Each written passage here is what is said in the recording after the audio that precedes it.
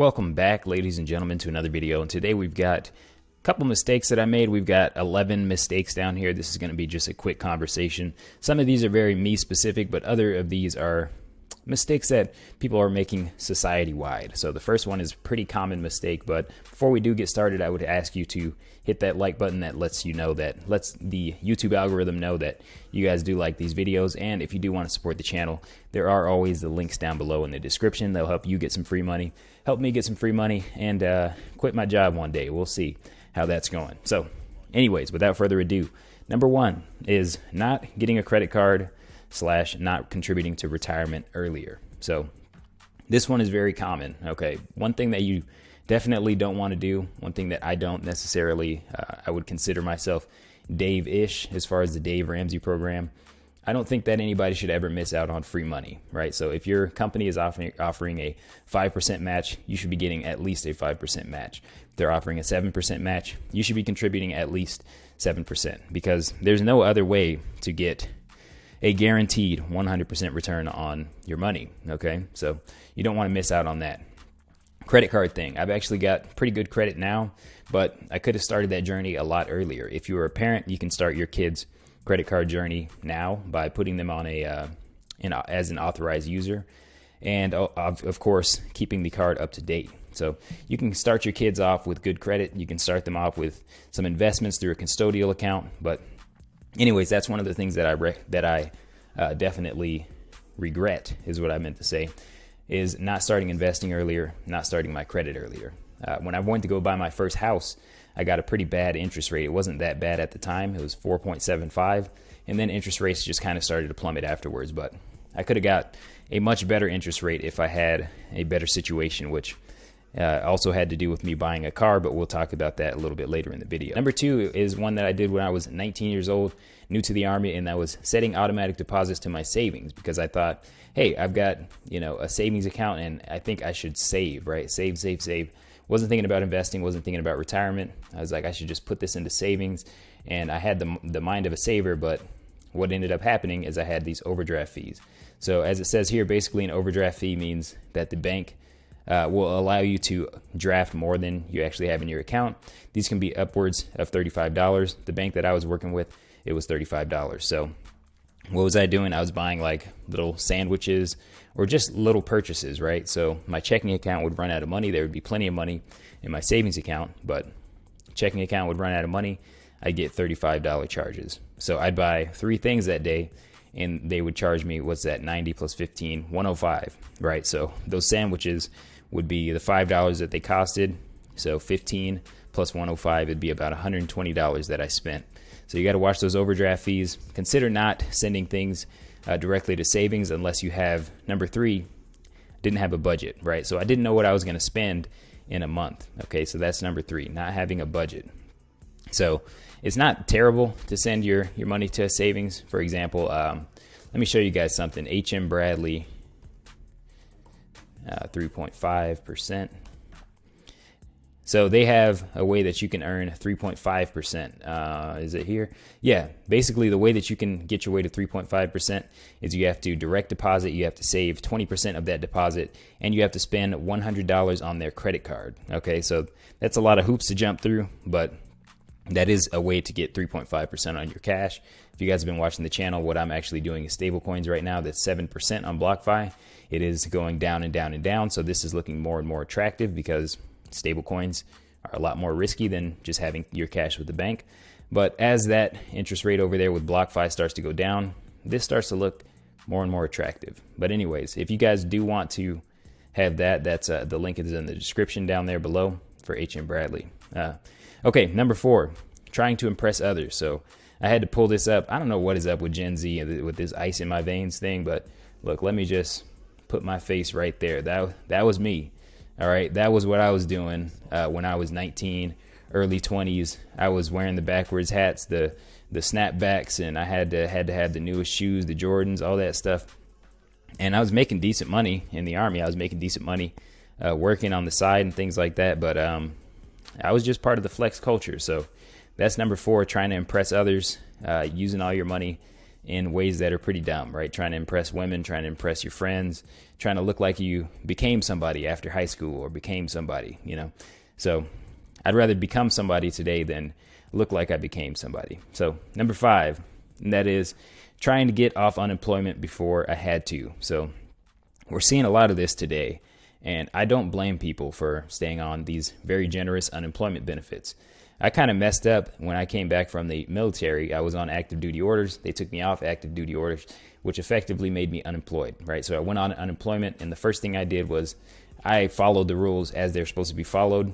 Look, I don't condone openly not following the rules, but you're supposed to apply for jobs, and if you get a job, you're supposed to take the job. So I'm not going to say that I would do the same thing today, but ended up taking a job at Safeway, and I made less money than I was making on unemployment for getting that job at Safeway, and ended up quitting that within 3 months, ROTC, and here we are today. Number 6 is not setting up automatic payments on my credit cards. So basically, this is actually something that happened recently, and I'm a little ashamed of this, and this kind of sucks. I just set up automatic payments, but the good news is it was only 11 days late, so I went in there, I paid it. I've got about 13 credit cards, went up and set up at least minimum payments on that. So I don't really ever use this card that basically got charged, but I think a bunch of my cards were bouncing for whatever reason at this institution, so I decided to charge it on my Capital One card, which I signed up for the bonus, and then never used again. So I got an email,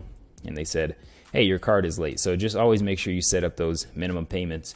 That was a mistake that I literally just made that mistake yesterday. So that is making it in the list. Number 7 is not paying my student loans. So I went to college initially, got a couple student loans, and then I didn't think that I had to pay them back because I thought that I was still in a student status while I was in the military. But not paying back my student loans kind of wrecked my credit for the first 7 years after I got out of my first round of schooling. So that's why one of the reasons why my interest rate was so bad when I first went to go buy my house was because I didn't pay that student loan. So if you go over here, missed payment stays on your credit for 7 years. Okay, so my first round of college started in 2011, so that didn't come off my credit until 2018, which is around the time I went to go buy my house. So that is another one, making sure that you stay current on all of your bills, your credit cards, your student loans, things of that nature. Okay, so number 8 is buying my house at a price I did not understand / blindly. Okay, so this is one that I think that a lot of people don't understand out in society, is that prices on houses, they're valued as investments, or you have to look at them as investments. So how do you look at a house as an investment? You take all of your expenses, if it was an investment property, such as your repairs, you got your water, your electricity, your mortgage, all those things that you have to pay for as a real estate owner, and you compare it to the rents that you could collect in the area. So at that point, you can value it based on the return that it would generate based on the rents. So once you do all of those numbers, if it looks good as an investment, the house is well priced. But most people, when they go to buy a house, they just go and they say, I love this house. I would really love to live here. And there's nothing wrong with that, but it's just not the mindset of an investor. A lot of people, they want to buy the brand new house, which is usually much more highly priced. They don't want to buy a beat up house that needs some work. They don't want to buy a house that's maybe built in the 1970s, the 1980s. They want the brand new house that was just built. And that's how most people think about it. So anyways, that is a big mistake that I made. This huge real estate boom, it's been like 16% in the Seattle area, kind of offset that. I got lucky, but that's not how it's done. That's not how I'm going to do it next time. Number 9 is going back to college on debt. So definitely regret this one because, for one, I did not actually go forward and use my degree. I just ended up going back into the field that I learned in the military, so I'm still a lab tech. So I really didn't need to go to college in the first place. And number 2, I had to basically get a worse interest rate on my house when I bought it, and it didn't really generate any positive return for me. So before you decide to go back to college, make sure that you actually have a definite goal, and make sure that you're not going just because your parents told you to go, or people said it's a good idea, or because you think you need college to succeed. I just thought I went back for a bad reason. So that's that. So last two here. Number 10 is buying my Toyota Tacoma. So the whole thing was just a complete debacle, which I was not aware of at the time. All right. So the interest rate on it was 8.6%. I've said this on the channel before, but saying it now and understanding what a good interest rate is, and that a lot of people with good credit can get 0% interest rates. It was a bad interest rate, which also hurt my chances of getting a good interest rate when I went to go buy my house. It also was a bad interest rate because I had student loans and I did not have a history of income. And just overall, it was just a bad experience. If you guys want to see a good video about that whole car buying experience and the best way to buy a car, I actually have a video about buying cars. I'll link it right here. And anyways, moving into number 11. Number 11 is contacting a lender and letting them push me to get a hard inquiry. So this actually just happened recently this year. I just wanted to know how much house can I afford. I just wanted to know basically what my chances were of getting pre-approved for a certain amount of loan. And before I knew it, he was running my credit. And I didn't know that you had to basically run your credit, or that he was going to run my credit.